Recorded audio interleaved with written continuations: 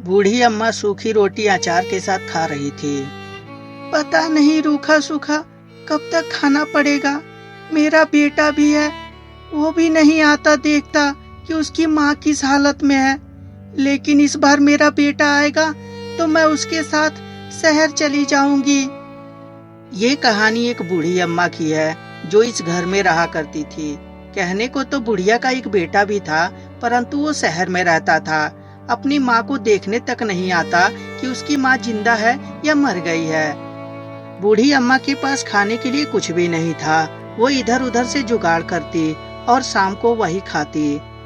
क्या फायदा ऐसे बेटे पैदा करने का जो कभी मुझसे मिलने तक नहीं आता। पता नहीं ऐसे कौन सा काम करता है जो मुझसे मिलने का उसे मौका तक नहीं मिलता। आज पता नहीं कैसे दिन कटेगा। घर में एक दाना खाने को अनाज तक नहीं है। यह बोलकर बूढ़ी अम्मा अपने घर के बाहर आती है। अरे आज तो मैं भूल ही गई।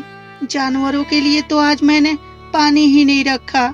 लेकिन घर में पानी भी तो नहीं है। मुझे जाकर तालाब से लाना पड़ेगा। बूढ़ी अम्मा इतना कहती ही है, तभी उसका नजर अचानक आम के पेड़ पे जाता है जिसमें ढेर सारे आम लगे रहते हैं और वो भी पीले पीले पके हुए। तभी बूढ़ी अम्मा, अरे इस पे तो आम लगे हुए हैं, लेकिन इससे पहले तो मैं कभी इस पेड़ पे आम देखी ही नहीं। लगता है मैंने ही कभी ध्यान नहीं दिया होगा। लेकिन सच में ये अजूबा से कम नहीं है।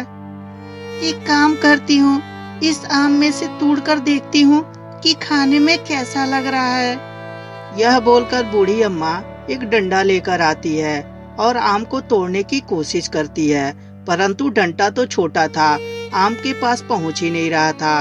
और बूढ़ी अम्मा इतनी बूढ़ी हो चुकी थी कि वो पेड़ पर चढ़कर आम भी नहीं तोड़ सकती थी। ये आम तो बहुत ऊपर है, मैं तो पहुँच ही नहीं पा रही हूँ। बूढ़ी अम्मा इतनी बात कहती है, तभी अचानक से हरिया उधर से आता रहता है। हरिया को देखकर बूढ़ी अम्मा रोकती है और बोलती है, अरे बेटा, मेरे लिए इस पेड़ पर से आम तोड़ सकते हो क्या? नहीं नहीं अम्मा, मेरे पास ऐसे भी इतना फालतू टाइम नहीं है, और ऐसे भी तुम क्यों नहीं तोड़ लेती हो? अरे बेटा, इस उम्र में ना तो मैं पेड़ पर चढ़ सकती हूँ और ना ही नीचे से भिटा रहा है। मैं आम तोड़ूं भी तो कैसे तोड़ूं? एक काम कर बेटा, मेरे लिए आम तोड़ दे और कुछ आम अपने घर भी लेते जाना। हरिया इतना बात सुनने के बाद मान जाता है और हरिया पेड़ के तरफ देखता है। आम तो देखने में काफी अच्छे लग रहे हैं। और यह बोलकर हरिया आम के पेड़ पे चढ़ जाता है और ढेर सारा आम नीचे गिरा देता है। बूढ़ी अम्मा उसे टोकरी में भर लेती है। हरिया भी थोड़ा बहुत आम लेकर वहाँ से चला जाता है। जैसे ही बूढ़ी अम्मा अपने घर में जाकर आम को चीखती है, अरे वाह, कितना मीठा स्वादिष्ट आम है। इतना मीठा आम तो मैं पहले कभी नहीं खाई। वाह रे वाह, कितना मीठा आम है। इधर हरिया भी जब आम को खाता है, वाह कितना मीठा आम है। इतना मीठा आम तो मैंने पहले कभी नहीं खाया। सच में ये आम जो बहुत लाजवाब है। ऐसा आम तो मैंने आज तक पूरी जिंदगी में नहीं खाया। क्या आम है, मजा ही आ गया। इधर बूढ़ी अम्मा, ये आम तो सच में बहुत ही लाजवाब है। अगर जो इस आम को मैं बेचूं तो उससे पैसे मिलेंगे, जिससे मेरे घर का खर्चा भी निकल जाएगा। लेकिन इस आम को मैं तोड़ूंगी कैसे? ये आम तो बहुत ही ऊंचा है और मैं तो पहुंच ही नहीं पाऊंगी। लेकिन अगर जो हरिया चाहे तो मेरे लिए आम रोजाना तोड़ सकता है। लेकिन क्या हरिया मेरे आम को तोड़ेगा? और यह सोचकर बूढ़ी अम्मा अगले दिन पेड़ के पास खड़ी रहती है। तभी हरिया सामने से आता हुआ दिखाई देता है। तभी बूढ़ी अम्मा हरिया से बोलती है, अरे बेटा, कुछ आम तोड़ देता, मैं उसे बाजार में बेच देती। घर में एक दाना खाने को अनाज तक नहीं है। अरे बूढ़ी अम्मा, आप मुझे फालतू समझ रखी हैं क्या? जब देखो तब मुझसे आम तोड़वाती रहती हैं। आखिर में आप चाहती क्या है? मैं इस रास्ते से आऊं जाऊं भी नहीं। अरे बेटा, तो गुस्सा क्यों हो रहा है? मैं तुझसे आम तो ही तोड़ने के लिए बोल रही हूँ, और उसके बदले बेटा तो इस आम को अपने घर भी ले जाना। देखो बूढ़ी अम्मा, एक ही शर्त पे मैं आम तोड़ूंगा। जितना आम मैं तुम्हें दूंगा उतना ही आम अपने घर भी ले जाऊंगा। ठीक है बेटा, तो एक काम कर, 5 किलो आम मेरे लिए तोड़ दे और 5 किलो अपने लिए तोड़ ले। हरिया इस बात को सुनकर मान जाता है और हरिया 2 टोकरी आम तोड़ता है।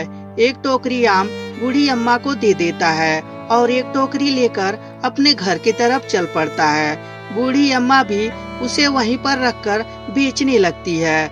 कुछ देर में ही बूढ़ी अम्मा का सारा आम बिक जाता है और बूढ़ी अम्मा के पास ढेर सारे पैसे भी आ जाते हैं। ये आम तो सच में बहुत ही लाजवाब है। देखते ही देखते मेरे सारे आम बिक गए। आज तो मैं भरपेट खाना खाऊंगी और अच्छे अच्छे पकवान भी बनाऊंगी। इधर हरिया के भी सारे आम बिक गए रहते हैं और अपने घर पे चुपचाप सोचता रहता है। आम तो सच में लाजवाब था। देखते ही देखते मेरे सारे आम बाजार में बिक गए। एक काम करता हूँ, आज रात में जाकर सारे आम तोड़ लेता हूँ और कल ले जाकर मैं उसे बाजार में बेच दूंगा, वरना बूढ़ी अम्मा तो ऐसे ही तुड़वा तुड़वा के सारा आम खत्म कर देगी और मुझे क्या मिलेगा? घंटा। इस बात को सोचकर हरिया रात होते ही बूढ़ी अम्मा के घर के पास आता है और आने के बाद आम तोड़ने के लिए आम के पेड़ के पास जाने की कोशिश करता है, परंतु कितना भी चले वो आम के पेड़ के पास पहुंच ही नहीं पाता। अरे ये क्या हो रहा है मेरे साथ? मैं आम के पेड़ के पास पहुंच क्यों नहीं पा रहा हूँ? मैं एक ही जगह चलते जा रहा हूँ। हे भगवान, ये क्या हो रहा है मेरे साथ? कहीं ये भूतों वाला पेड़ तो नहीं है? अरे बाबा, यहाँ से भागो रे भागो, अपनी जान बचा के भागो। और यह बोलकर हरिया भागकर अपने घर चला आता है। अरे दादा रे दादा, ये तो सच में भूतिया आम था, वरना मैं आम के पेड़ के पास जा क्यों नहीं पा रहा था? अगले दिन बूढ़ी अम्मा जब घर से बाहर निकलती है तो देखती है कि पेड़ के पास ढेर सारे आम गिरे रहते हैं। बूढ़ी अम्मा आम को देखकर बहुत ज्यादा खुश हो जाती है। अरे वाह, कितने सारे आम गिरे हुए हैं। अब तो इन्हीं को मैं 2-3 दिन तक बेचूंगी, उसके बाद खत्म हो जाएंगे तो फिर से हरिया को बुलाकर आम तोड़वा लूंगी। अब इस तरह बूढ़ी अम्मा का दुख का दिन खत्म हो चुका था, क्योंकि जब भी जरूरत पड़ता बूढ़ी अम्मा आम तोड़कर उसे बेच दिया करती। उसके पास ढेर सारे पैसे भी हो गए थे। अब बूढ़ी अम्मा को किसी भी चीज की चिंता नहीं थी। तो दोस्तों, ये कहानी आपको कैसी लगी? अगर जो अच्छी लगी हो तो हमारे चैनल को सब्सक्राइब कर लें और साथ में वीडियो को भी लाइक कर दें। धन्यवाद।